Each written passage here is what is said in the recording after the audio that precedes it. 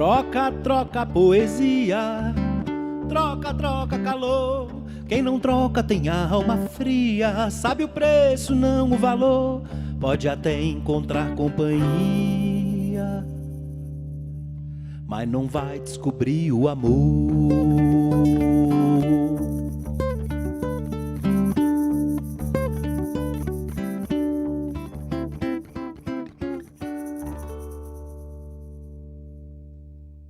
Segurando a manopla com firmeza, você dá puxões violentos no cordão de partida. Faz uma, duas. Na terceira vez, o rosnar do motor ecoa pelo quintal vazio. A mão esquerda está agora na empunhadura frontal e a direita na traseira. Você pressiona o gatilho do acelerador e sente a voracidade da corrente de corte fazendo o sabre vibrar. O primeiro contato da motosserra com a cerejeira dilacera a casca e é como abrir um talho no tempo. Você hesita, tira o dedo do gatilho, o motor permanece ligado, mas a corrente de corte descansa. Limpa as lágrimas com as costas da mão direita. O tempo do motor é agora o tempo do seu coração. As rotações sincronizadas com os batimentos acelerados. E de repente, é como se Virna ainda estivesse ali, lúgubre, com suas olheiras profundas e uma apatia crônica, mas ainda ali. Nas tardes de verão, ela se recostava junto à árvore, as costas magras, os ossos contra a madeira. Às vezes lia, às vezes descansava e frequentemente falava com Ivan. No princípio, você achou que fosse algo passageiro, acreditou que era resultado do trauma, das circunstâncias trágicas. Então, semanas se passaram, depois meses, e ainda assim você a via, dia após dia, conversando com a árvore. Você sugeriu terapia, cogitou que se mudassem, pensou em mandá-la para a casa dos pais, mas ela não aceitou nada disso. Só queria estar perto dele. E tudo ficou um pouco mais intenso a partir daquela tarde. De volta da ferragem, você a viu chegar com um pequeno embrulho em papel pardo. Não perguntou o que era, apenas a seguiu com os olhos, a viu desembrulhar delicadamente o pacote diante da velha cerejeira.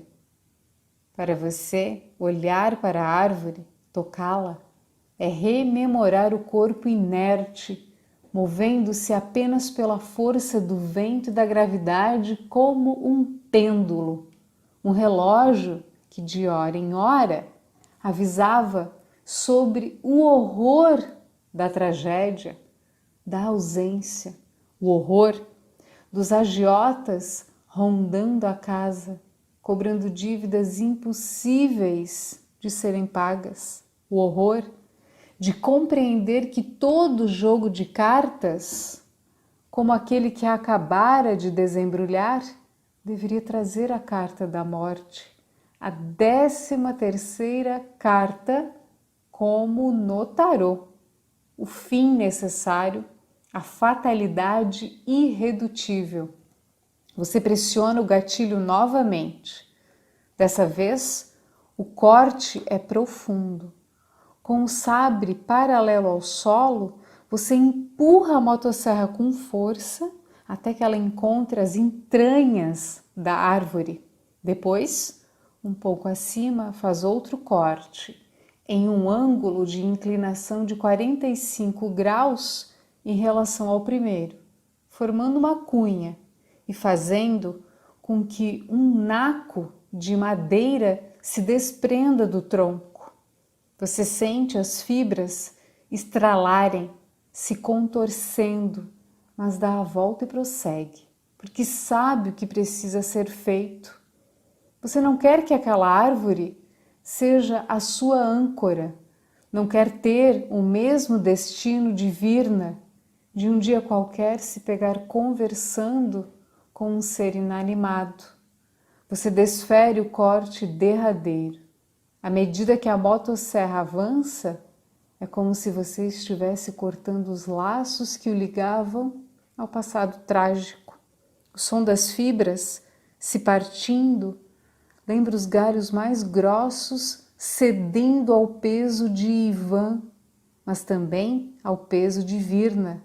A mesma árvore, o mesmo galho e sabe-se Deus como a mesma corda. Ambos incapazes de prosseguir jogando. Um castelo de cartas onde a saída de apenas uma delas pode colocar tudo abaixo.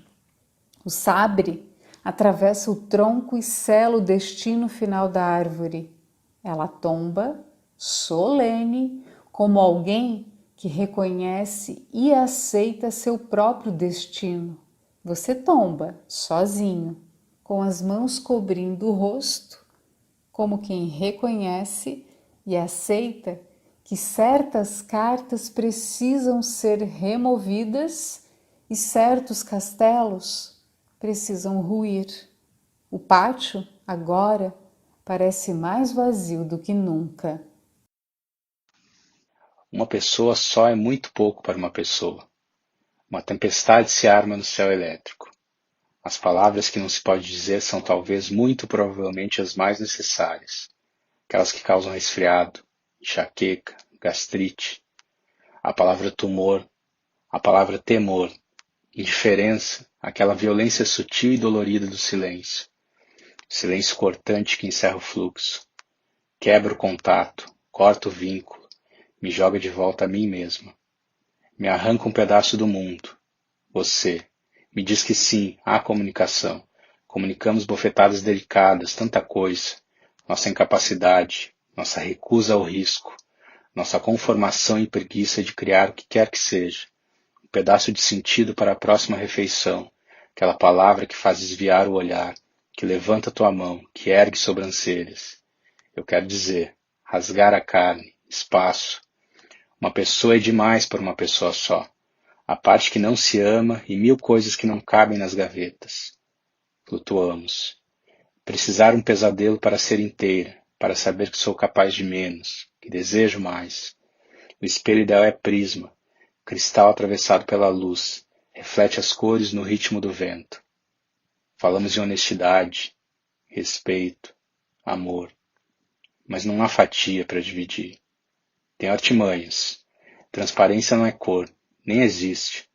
É apenas trilha para a luz. Ilumina. O poeta troca a noite e os dias por pedaço de tempo inverso. Paga na moeda corrente, às vezes tem a cuca quente. Pode até perder os dentes, salvando a prosa e o verso. Aquela história da Índia Tapuia, que se casou com um português de sobrenome Moreira, contada pela minha árvore genealógica, teria sido fruto de amor ou de estupro. Desse caso ficou 2 ou 3% no registro do meu DNA, o que eu pude certificar com um eficiente teste de ancestralidade genética. Devo dizer agora que eu sou o carrasco e a vítima de minha própria história? Ou que pelo menos guardo em mim os vestígios de uma luta? Restou disso tudo um certo traço, um olhar guarani, ou quem sabe pataxó, com o que é oblíquo e bonito no rosto de meu avô paterno. Ou mesmo em seu gosto pelo mato, por subir em árvores, pela caça agora proibida, pela pesca, por passarinhos. Ou mesmo por sumir de casa durante uns dias, vez ou outra, quando inventa com os amigos um acampamento, mesmo depois de ter completado mais de 80 anos. Seu gosto por taxidermia parece sugerir um talento em preservar na selva urbana o mundo natural da floresta. Insisto no olhar de meu avô. Nele há um ar de índio que se intensifica quando sorri e o olho vai de um jeito faceiro afinando, quase num tom andino ou oriental, o que a ciência serve para confirmar a teoria de que as tribos americanas são mesmo descendentes daqueles que viveram na China há mais de 40 mil anos. É o mesmo tom que reconheço no olhar de meu pai e de minha filha mais nova.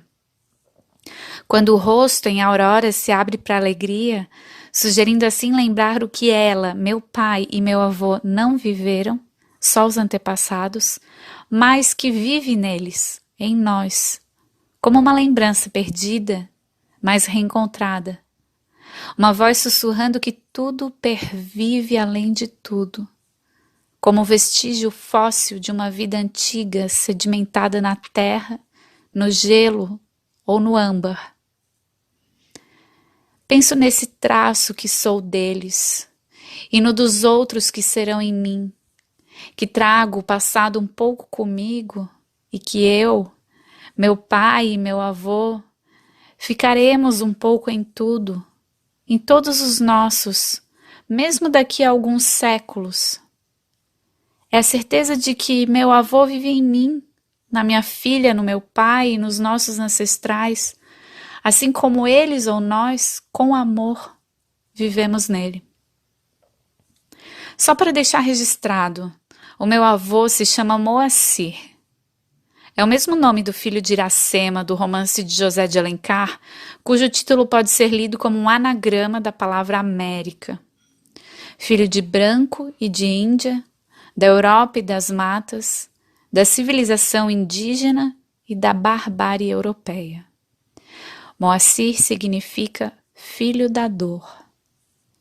Meu avô, no entanto, em graça transforma o sofrimento quando cultiva seu quintal e lembra de que colher é uma forma feliz de viver e acertar as contas com tudo aquilo que plantamos.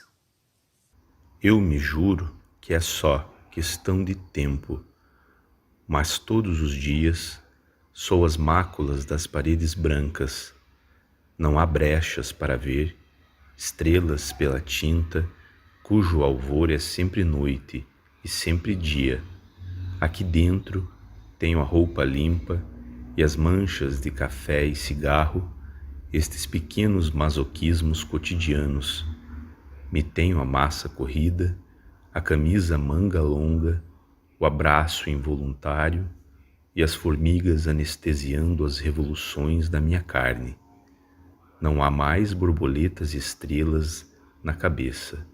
Tenho apenas buracos negros na cabeça que engolem cápsulas químicas para a cabeça. Tenho ainda a punção atrás da vista, sonhando os insetos das minhas veias e meu sangue livre, como os peixes que respiram, para além desses pequenos masoquismos cotidianos. Eu me juro que é só questão de tempo para que eu desenhe constelações inteiras, pois bastariam minhas fezes para deixar brancos os buracos na cabeça. Me juraram que era só questão de mácula, só questão de cápsula. Esses juristas de braços soltos, jalecos brancos, entranhas limpas, também sabem o que é cigarro e o que é infância de estrelas largas e borboletas livres de naftalina para evitar que apodreça o corpo. Esses juristas me juraram que era só questão de tempo, mas não há inseto ou astro no universo inteiro que sobreviva a esse eterno estado de conservação.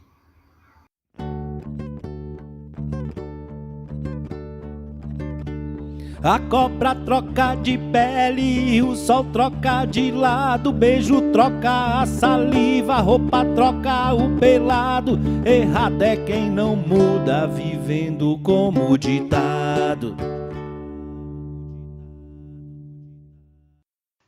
Catarina chove todo o tempo. No inverso cheira a anchova defumada com ramos de alecrim. Catarina vive em uma ilha e caminha sobre o silêncio. Sua sempre alvorada, renovada, rodopia insularmente como a maré. Salta sobre a palavra abismo, ela sibila. Chega perto do tempo, mas não toca, não se atreve, beijar vagalhões. Pisa finalmente ao lado do sol, risca-o na areia em seu percurso. Remexe uma penca de anzóis enferrujados deste óxido grosso. O rio incha e escorre sua verve. Catarina arquiva em seu corpo inúmeros relatos de naufrágios. Benze os ventos com o olho no ilhós das velas. Espalha cruzes de cinzas, gira os olhos no contrário e engana o tempo. Os corpos arrastados na correnteza giram alegres. Ela encanta o mar, deixa o seu corpo entregue à salsugem, macera tomilho em seu umbigo e põe nas olheiras para acalmar os rins, para alcançar a idade dos vulcões. Mantém nos quadris a força das cachoeiras. A poesia não salva sempre. Às vezes é preciso ancorar outros mares, sacar coragem de outros lugares. Às vezes são precisas as nossas palavras. Outras, perdemos poemas no ônibus, no quarto, na geladeira. Por gosto, porque a vida pulsa. Fico pensando se a poesia salvou Ana C. Salvar é manter vivo? Salvar é deixar ir? Salvar é poço ou é mar? Um salve a ti, que com uma mão mata o dragão e com outra abre o coração. Quando eu era criança, as bandeiras da praia iam do amarelo ao negro. E os moços que as guiavam eram chamados de salva-vidas. Não existem mais bandeiras negras na areia. A cor do perigo agora é vermelha. E os moços viraram guarda-vidas. Perceba a diferença entre salvar e guardar. A previdência é a bola da vez. Vejam só a ironia. A previdência no mar, a previdência na terra, na lama. No dia 7 de fevereiro de 2017, eu me afoguei no mar. Foi tudo muito rápido. Eu sabia nadar, eu tinha fôlego para nadar, mas eu só conseguia gritar. O medo faz isso com a gente, nos afoga. Os guarda-vidas eram 2 e foram muito eficientes. Saí do mar com vida, saí do mar com medo. Eu não sei bem se foi a água salgada no pulmão ou ainda a estranheza de saber-me viva fora do mar, mas alguma coisa mudou nesse dia. Dizem que a proximidade com a morte faz isso com a gente, nos afoga, nos salva. A poesia não salga sempre, porque nem sempre dá para entrar no mar, nem sempre dá para escrever um poema bêbado que nos traga a dor e a delícia de ser o que é. Às vezes é preciso cair, cair, cair. E fazer da queda um passo incontornável. Às vezes é preciso perder tudo. Por achar alguma coisa é preciso ter consciência para ter coragem. Quando lembro daquele dia no mar, com sal nos pulmões, penso que guardar é mais bonito que salvar. A gente guarda o que ama e salva o que pode. A poesia não salva. A poesia rompe. Nem toda troca é justa, nem toda troca é boa. Não troco a vida pela morte, não troco a terra por Marte, azar do troco em moeda, pra sorte daquele que parte. Oi, gente linda que acompanha a gente no vlog, no Insta, no Face ou pelo nosso canal no YouTube. Hoje voltamos com mais um episódio do Sou de Rua, mas sou pet. Estamos aqui com o seu Jair. Jailton. Seu Jailton. O seu Jailton é dono do cachorrinho que hoje vamos dar um dia de pet. Seu Jailton, como é o nome do seu cachorrinho? É seu, né? O nome dele é Escobar. Ele é meu parceiro. A gente divide o papelão toda noite para dormir. Me acompanha onde eu vou. Ele fica comigo porque nesse mundo é só eu e ele. Um cuida do outro. Meu parceiro fiel. Que fofo, seu Jailton. Seu Jailton, conta pra nós. Como o senhor conheceu o Escobar? Ele estava todo lanhado, Ele era filhotinho ou era grande? Já era grande. Alguém tinha dado uma surra de pau nele. Meu Deus, que horror! Tadinho do Escobar. Uma surra de pau? Uns moleques viram ele dormindo na calçada e começaram a bater nele com um pau. Igual aconteceu semana passada com um velho que dormia na estrada, ali na entrada daquele prédio bonito ali do centro. E o senhor viu e cuidou do Escobar, seu Jailton? Quando eu vi, ele já estava machucado. Aí peguei água, cuidei dos machucados. Coisa linda, gente. Ainda bem que tem pessoas como o seu Jailton no mundo. Que mora na rua, mas mesmo assim fez questão de ajudar esse cachorrinho lindo. Quer dizer, cachorrão. E lindo mesmo ele vai ficar depois do nosso dia de pet. Agora ele tá sujo e fedido. Ele e o seu Jailton. Brincadeirinha! Gente, vamos pegar o exemplo do seu Jailton e fazer uma coisa boa também? Dá um likezinho na página, uma curtida, se inscreve no nosso canal no YouTube. E vocês sabem que tá junto com a gente, colaborando para construir um mundo melhor, ajudando a gente nessa causa super solidária? O Pet Shop Hilton Plaza, as rações caviar para cachorro e o mercadinho super bacana onde você encontra tudo para o seu pet. O cachorro não, que eu tenho nome. Gente, lá tem de tudo para o seu pet. O seu Jailton vai ficar aqui esperando e mais tarde nós vamos trazer o Escobar renovado. Vamos fazer uma big surpresa para o seu Jailton. Você aí vem comigo e com o Escobar e acompanha como vai ser o dia desse lindão do Escobar. Horas depois, Escobar é trazido de volta para o seu Jailton. Banho tomado, unhas cortadas, pelo escovado e brilhando. Dentes branquinhos, perfumado e de gravata. Um novo Escobar. Além do Spa Pet, ele ganha alguns saquinhos de petisco canino, da marca Caviar para Cachorro. A blogueira agradece Jailton, se despede de Escobar com um longo abraço e lágrimas nos olhos, que apesar de verdadeiras, faz questão de incluir no vídeo. Depois se vai, exausta, mas satisfeita com o conteúdo. Vai tão ligeira e tão cansada que esquece de deixar o troco prometido para ajudar seu Jailton numa quentinha. Paciência. O dia foi ruim de esmola. Foi demorado e angustiante por conta da ausência de Escobar. Mas agora, mesmo de barriga e bolso vazio, está reunido com seu parceiro fiel. Anoitece, Jailton e Escobar se vão do sinal. Vão se preparar para o frio da noite. Na praça, o mocó do Jailton está ocupado por um grupo de meninos catadores de latinha. Jailton se aperta num cantinho. Divide o papelão para forrar o chão com os meninos e com Escobar. Divide também os pacotinhos de caviar para cachorro.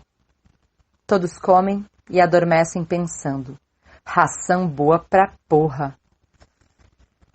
Pouco antes de amanhecer, Escobar levanta, vai dar uma volta, a natureza chama. Dona Marta sai cedo toda manhã para caminhar na praia. Se irrita com os mendigos dormindo na porta do prédio vizinho ao seu. Hoje cedo, ela topou com Escobar na praia.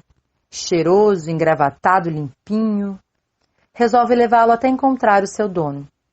Pergunta entre os vizinhos, descobre que não é de ninguém conhecido. Decide adotá-lo. Leva-o para viver em seu apartamento. Jailton acorda. A galinha do tempo, das bonecas. A galinha marca o tempo na fazenda. Eu e ele aqui no sol chupando uva. Minha cara marca o tempo e o tempo marca a nossa cara. Pau no cu do tempo. Na nuvem densa que carrega o sono dessa aflição, corre o riso escrachado de um descaso, de uma maldade, de 3.400 palavras derrotadas e soltas na ausência espetacular desse espelho onde tu nasce cru. E a brisa do inferno sai da minha boca, encobrindo o sol que projeta sombra nas flores que brotam do meu umbigo em tua direção. Guiada pelo teu cheiro, sigo no escuro entre os ásperos corredores do estreito caminho que me aperta e me dobra. Chego a ti virado em unha, dente e ossos, e me ordenas. Ressuscita, ressuscita, ressuscita. Não troco o meu juízo por uma camisa de força. Não troco uma pia limpa numa pia cheia de louça. Se tu quiser trocar comigo, eu troco, mas não distorça. Esticou o braço e se esqueceu de que já era tarde. A foto por trás do abajur estava queimada, o sorriso havia sido danificado, mas a mariposa conservava em si o ímpeto de sobreviver. Suas asas cinzas, suas asas carbonizadas, suas asas sem sexo ainda buscavam alguma esperança. Em vão. A foto, porém, lhe trazia de ontem, de anteontem, da semana passada, do mês passado, apenas o que já fora. Fora disso, um sorriso queimado, uma metade revelada em insones madrugadas. Seu nome, apagado. O dela, ainda preso em seu cadeado. Junção efêmera, como uma equação que ansiosamente procura o resultado de ambos os lados para tornar o símbolo de igualdade uma verdade perene. Os axiomas são pilares que supostamente resistem, apesar do constante mar salgado que os arrebata e os oxida. Os axiomas, por vezes, oxidam, e em seu braço esticado buscou completar o que o fogo levara com a sua memória queimada pelo transcurso do tempo, queimada por quimeras, que o assaltam constantemente nessas noites exaustas de si mesmas. Acorda às 6 horas. Apenas seu pensamento. Seu corpo, quem saberá se ainda acorda. O braço esticado é apenas complemento ausente da sua memória. Não falemos apenas desse braço, dessa foto, dessa mariposa e desse abajur. Necessário percorrer o caminho que ela trilhou. Sua luz apenas perceptível fermentava histórias em vias de ebulição. A cada palavra, curta que fosse, isenta de sílabas e de saliva, intensificava a vontade de saber o resto. Que resto? O que resta de alguém? O que resta de uma equação irreal? Rostos e restos, riscos e ruídos são sempre evanescentes, cúmplices fiéis da matéria falha. Esticou o braço e se esqueceu de que já era tarde. A foto por trás do abajur estava queimada.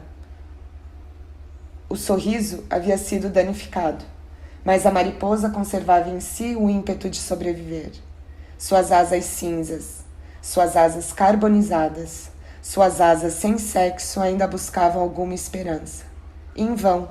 A foto, porém, lhe trazia de ontem, de anteontem, da semana passada, do mês passado, apenas o que já fora. Fora disso, um sorriso queimado, uma metade revelada e insones madrugadas. O alto-falante anuncia no supermercado Joia que está encerrando o expediente e deseja a todos um feliz ano novo.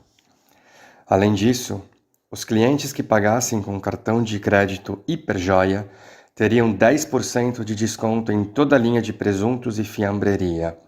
Nesse exato momento, Ofélia estava parada no corredor 23, olhando os pacotes coloridos de macarrão instantâneo, enquanto as luzes piscavam num curto-circuito no teto de PVC branco.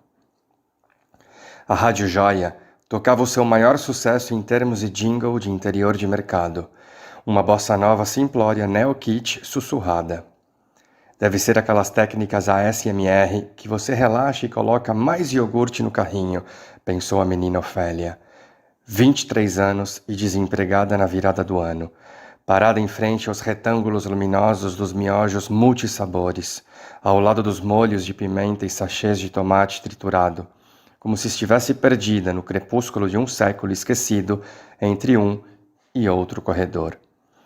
Automaticamente lembrou da infância, porque se perder no tempo é misturar a infância de si e a infância do mundo, e pensou que macarrão instantâneo tem aspecto de brinquedo, chiclete, massa de modelar, salgadinho sortido em que o taso é o saquinho de sabor. A mãe cozinhava o miojo no micro-ondas, e agora já não parece tão bom quanto era antes. Toda a família come miojo. No futuro, a base alimentar da classe média será bisnaguinha, da classe pobre, miojo. De todo modo, tomate suave e galinha caipira lembram o almoço de vó, ou são feitos para lembrar apenas no nome, almoço de família.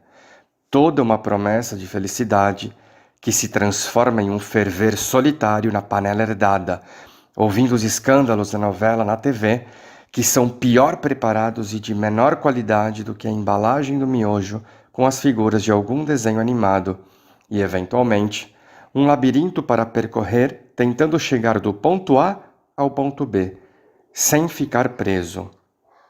Será como uma metáfora da vida, mas é tudo muito fácil, como um macarrão pré-frito que demora 3 minutos para ficar pronto e 3 minutos ainda parece muito. Acho que ao todo leva uns 20 entre preparar, servir e comer. Graças a Deus o tal do Cup Miojo foi criado. Tecnologia chinesa, ela pensa.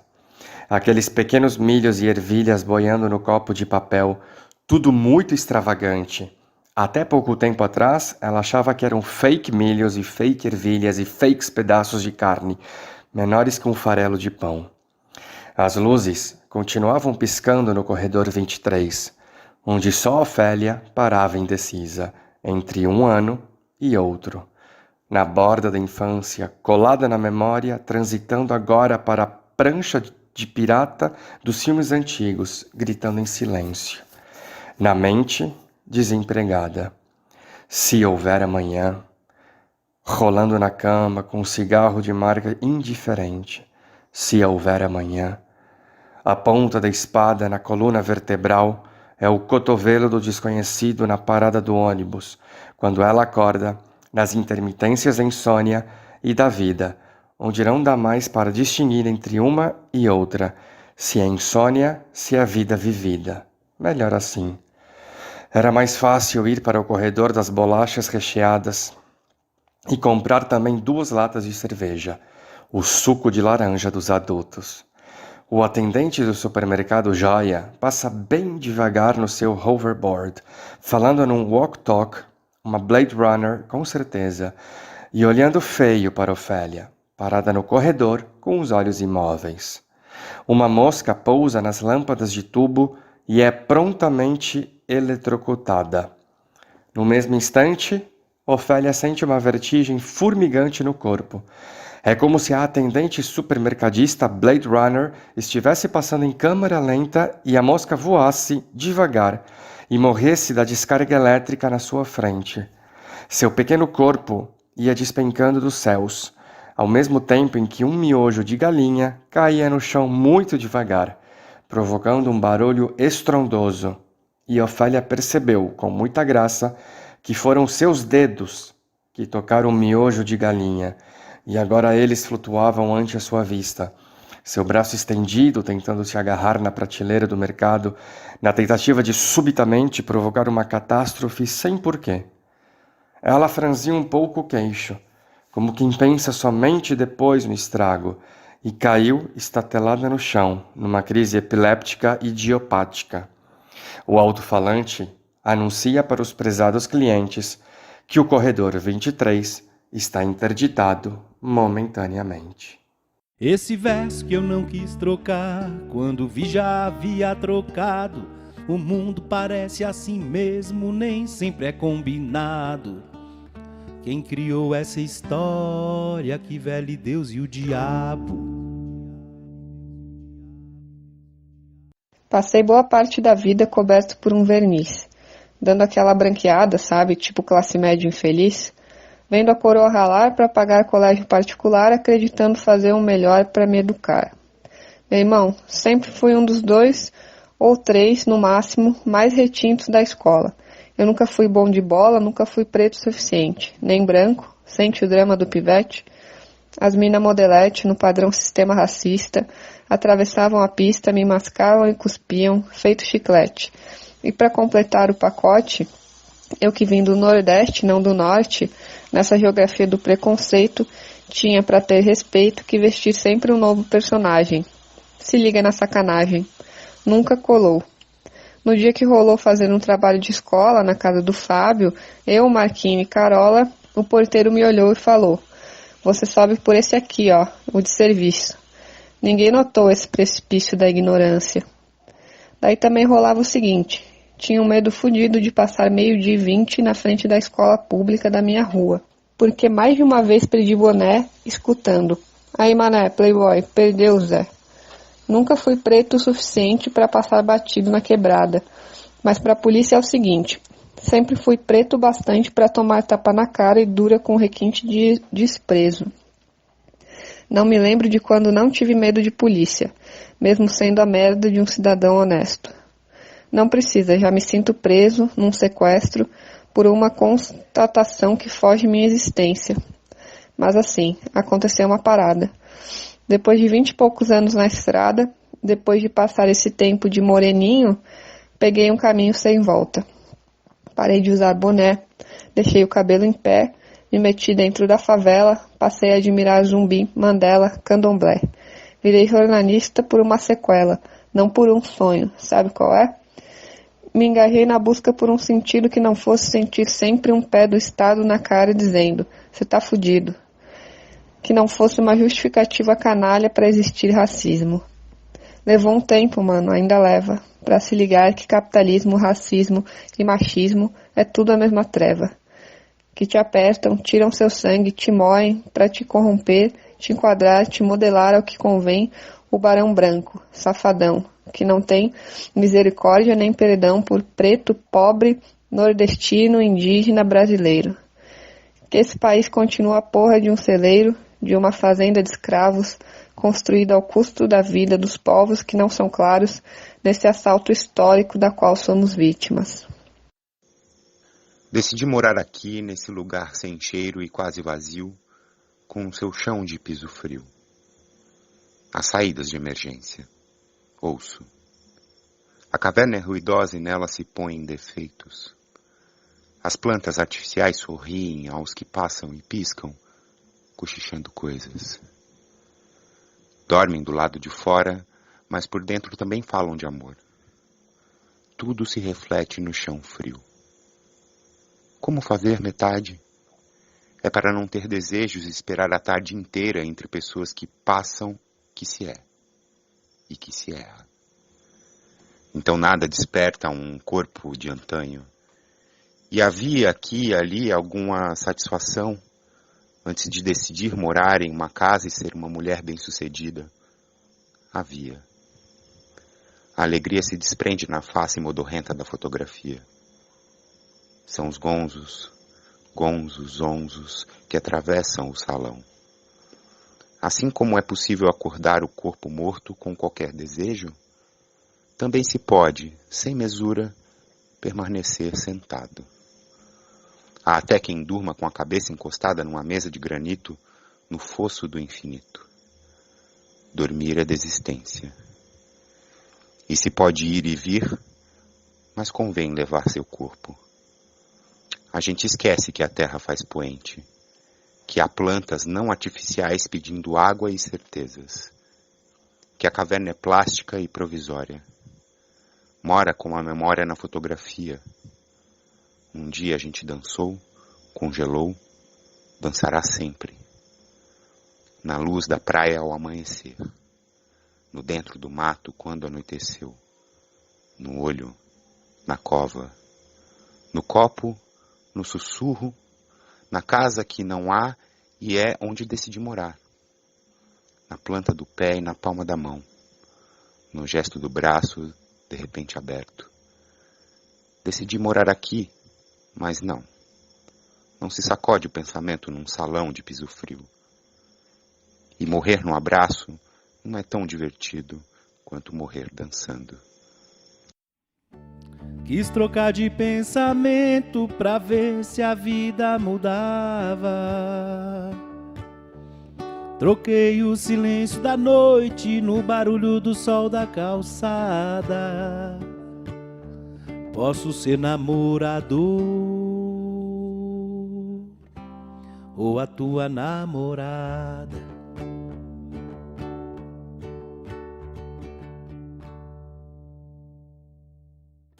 Adamastor Santos Silva, 72 anos, 51 de casado, 4 filhos, 7 netos, 14 remédios por dia. Maria ficou curiosa com os números e o pensamento logo rumou para outro cálculo: as viúvas vivas da armação. Em murmúrios e contando nos dedos, passou e repassou as ruas e casas que sabia de cor e salteado, até que confirmou: a 15ª. Abafou o riso e soltou só um chiado que exprimia o ar de deboche pela coincidência numérica. 51 anos de casada lhe garantira no presente momento a posse da cadeira 15 da tácita confraria das mulheres que perderam o marido para a morte. O sangue nem bem havia esfriado e já lhe subia a indignação pelas viúvas alegres. Julgamento nem tanto pelo suposto desrespeito à memória do falecido, mas antes por uma questão de emancipação. Justamente quando a fatalidade absolvia a mulher da cadeia de compromissos imposta pela função de esposa, a tola vai arranjar outro para lhe botar nova cangalha. Veja o caso da Lenita. Filhos criados e bens para o resto da vida sem apertos, foi se juntar com o Zé da Gaita e passou a ser mais judiada que o referido instrumento nas mãos do sujeito. Adamastor era ranheta e arrumava a maneira de culpá-la por um nada. Até mesmo de sua sabedoria de pescador falhasse na exatidão do vento sul. Porém, não era das piores sortes se comparada com a da cunhada, cujo marido só deixou de ter amantes quando virou uma posta de carne cheia de moléstias, mastigada e cuspida pelo tempo, restando para a piedosa coitada cuidar do purulento fiapo de vida. Pobre Antonieta, que a viuveza esqueceu. Maria havia cometido um deslize naquele dia. Errou no sal do camarão. Perdoável para quem o tropeço é exceção nas longas jornadas diárias. E prova de que era cozinheira de mão cheia, improvisou um apetitoso ensopado de marisco e berbigão. O camarão ficou no fogão com aviso para que a Adamastor mantivesse distância, não brincasse com a pressão. Ela tentaria salvar o prato assim que dispusesse de batatas. Lembrava e sentia raiva da esganação do marido, principalmente depois de velho, que parecia criança com lombriga e agia feito bernunça, empregando a mandíbula por instinto. Come daqui, come dali, experimenta o camarão, diz que com pão passa. Ela esbraveja e nada dele dar ouvidos à razão. Cirurgia, exames e sustos haviam mais que comprovado os cuidados que o cardíaco deveria tomar, junto com a montoeira de remédios. E os filhos. Calculou novamente se deveria avisá-los naquela hora e desistiu pelo mesmo motivo que a fez empurrar mais para o lado o corpo de Adamastor. Precisava estar descansada para os preparativos do velório. Deixava a academia e, minutos depois, avisava do carro por mensagem. Cheguei.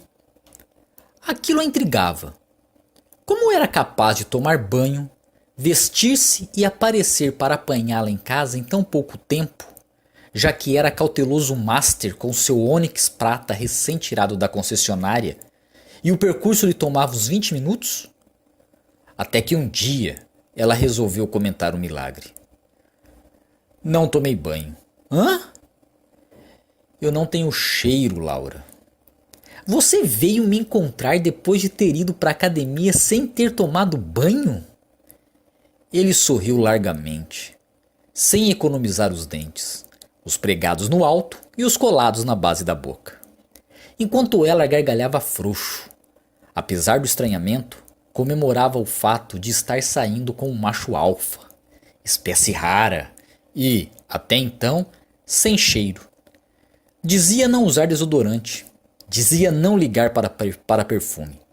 E parecia não fazer questão de sempre se banhar para a encontrar. Com a chegada e não partida da pandemia, engrenar o namoro foi natural. Os dois sozinhos passaram a zanzar em par. Dia sim, noite também. Rotinas acasaladas em que o autêntico homem segue sem usar desodorante. Ela cansou de testemunhar. E bate recordes de banhos diários e de espaço ocupado no nicho do box. Da última vez que contou, eram 3 tubos de shower gel para barba, cabelo e corpo. Todos dele, presentes dela. Enquanto Laura se repetia com os Dove em barra, divididos com o Heitor. Na semana passada, num passeio ligeiro, ela cogitou comprar um perfume. Ele nem se lembrava de quando ela o sondava com o assunto, ruminando presentes para o Natal. Você conhece o Fahrenheit da Dior, um amadeirado com notas de couro? Ele devolveu a pergunta com um olhar mudo, traduzido por ela. Por que não tenta, Heitor? Ajuda a blindar o corpo contra a carga negativa dos outros. Depois da Sephora, entraram na Granado, colônia, Eau de Toilette, perfume, água de banho. Cadê os perfumes masculinos? Lançou Laura para a consultora. Ah, eles não têm essa classificação, mas este daqui sai mais para homem. Mostra os amadeirados pra gente. Gostei desse. Tem cheiro de pau. Verdade, Heitor. Parece que você chegou de uma serraria. Vamos levar? Desde segunda, o pescoço dele só sai molhadinho de casa. O cheiro de pau virou patuá, perfuma e protege. Que belezinha! Agora só falta curar o chulé. Hã?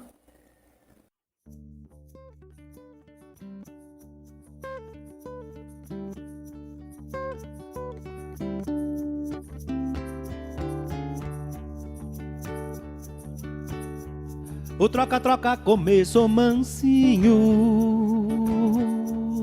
vai terminar nervoso. Se tu gostou da brincadeira, ai ai, não vou te deixar ocioso. Divulga, mas não espalha. Se prepara que vai ter de novo.